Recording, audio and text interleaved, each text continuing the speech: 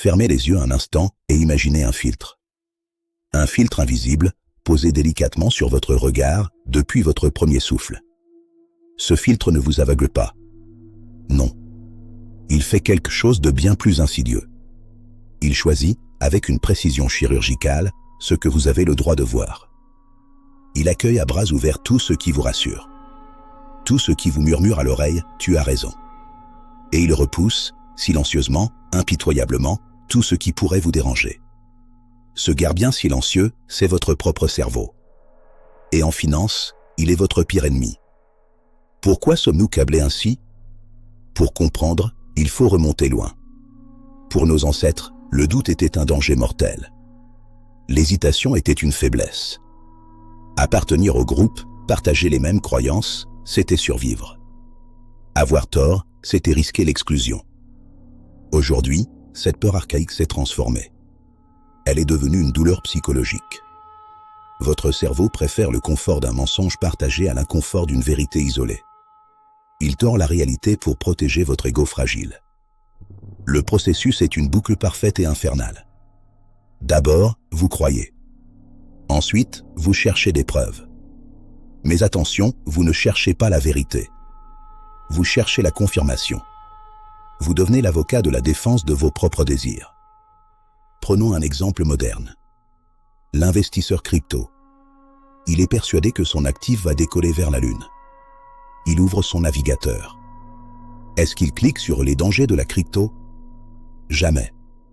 Il clique sur pourquoi ça va faire x100. Et les algorithmes, ses complices dociles, comprennent son désir.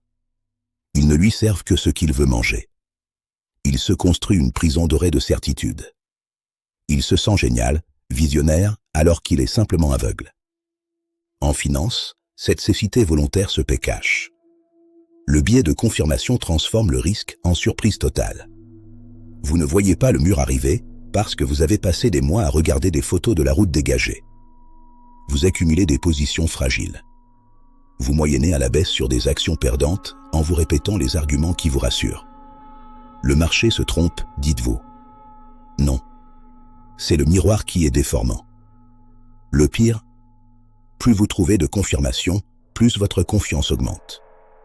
Et plus votre confiance augmente, plus vous prenez de risques inconsidérés. C'est une mécanique d'autodestruction programmée. Alors, comment sortir de la matrice? La solution est contre-intuitive. Elle demande une forme de violence intellectuelle. Vous devez apprendre à aimer avoir tort. Devenez votre propre ennemi. Avant chaque décision financière importante, forcez-vous à rédiger un dossier à charge. Pourquoi cet investissement pourrait échouer? Cherchez la faille, pas la gloire. Écoutez ceux qui ne sont pas d'accord. Ne les écoutez pas pour préparer votre riposte, écoutez-les pour comprendre leur logique. Pesez leurs arguments sur la balance de votre raison. C'est désagréable, oui. Mais c'est le prix de la lucidité. Et surtout, ralentissez. Le biais de confirmation se nourrit de la précipitation.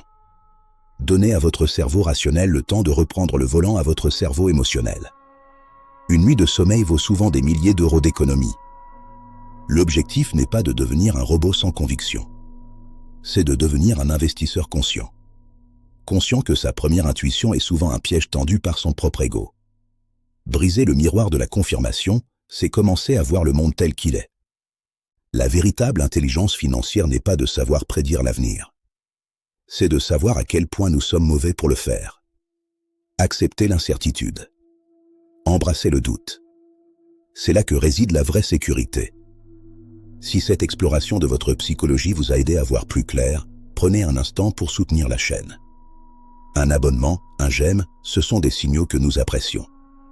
Dans le prochain épisode, nous verrons pourquoi il est si difficile de ne pas suivre le troupeau, même quand il court vers la falaise. Le biais d'ancrage. D'ici là, gardez l'esprit critique.